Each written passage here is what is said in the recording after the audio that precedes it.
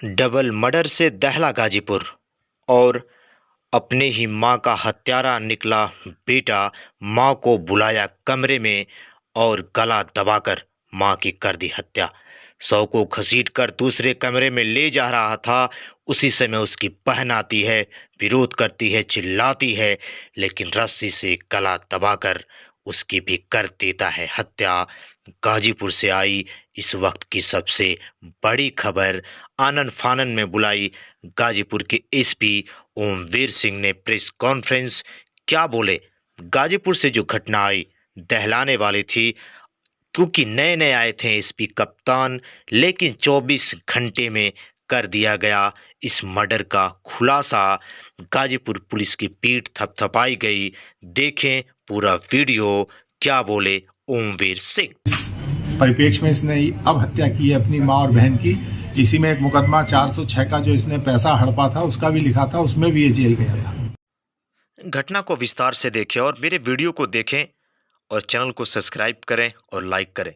यह घटना थी जो वादी है गौरी शंकर पुत्र स्वर्गीय केदार, निवासी ग्राम कठौत का रहने वाला, थाना मोहम्मदाबाद, जनपद गाजीपुर। उसने अपने पड़ोस के मोहन राजभर की 7.5 मंडा की जमीन, जो कि 15 विस्या जमीन उसके परिवार के रजामंदी के बिना बहला फुसलाकर गांव के ही मुसाफिर राम को 23 लाख में तय करता है। संजय राय, जो कि वर्तमान में ग्राम प्रधान के माध्यम से रजिस्ट्री भी करा देता है, और 10 लाख रुपए संजय राय के खाते में तुरंत और 10 लाख रुपया अपने पिता के खाते में डलवाता है। रजिस्ट्री के बाद संजय राय द्वारा 3-3 लाख का 2 चेक मोहन के नाम व 4 लाख का चेक गौरी शंकर के नाम से काटा जाता है। मोहन व Gauri Shankar union bank of India में शहबाज कुली में जाकर पैसा निकलवाकर गांव में आए, और गौरी ने कहा कि पैसा मैं रखा हूं, बाद में दे दूंगा तो तुम्हारे घर वाले जान जाएंगे। इसके बाद गौरी अपनी पत्नी व बच्चों को लेकर अपने ससुराल चला गया। तब से उसकी पत्नी व बच्चे ससुराल में ही रह रहे हैं। मां की तबीयत खराब होने पर उसकी बहन मालती करीब 1 वर्ष से यहाँ रह रही है। रजिस्ट्री की बात मोहन के लड़के को जानकारी हुई तो गांव वालों की पंचायत हुई और तय हुआ कि 11,50,000 गौरी पर है। उसके बाद 11,50,000 संजय राय पर। संजय राय अपने हिस्से का पैसा देने को तैयार था। मुसाफिर राम मुकदमे में बयान देकर जमीन वापस कर देने की बात तय हुई थी, परंतु गौरी हिला हवाली करता चला आ रहा था। और उसी समय 24/1/2020 को पुनः पंचायत होती है। गौरी ने कहा कि मैं अपना घर बेच कर आपको 26/10/2022 को पैसा दे दूंगा। तब से अब तक वह 1-2 दिन करता रहा, समय लेता रहा। उसकी मां घर बेचने को तैयार नहीं थी, पर दबाव डाल रहा था। विवेचना के क्रम गवाहों के बयान पर अभिलेख साक्ष्य के पुख्ता सबूत पाए जाते हैं, और 15/11/2022 के समय 3:55 पर गौसपुर मुख्य सड़क पर गिरफ्तार कर लिया जाता है।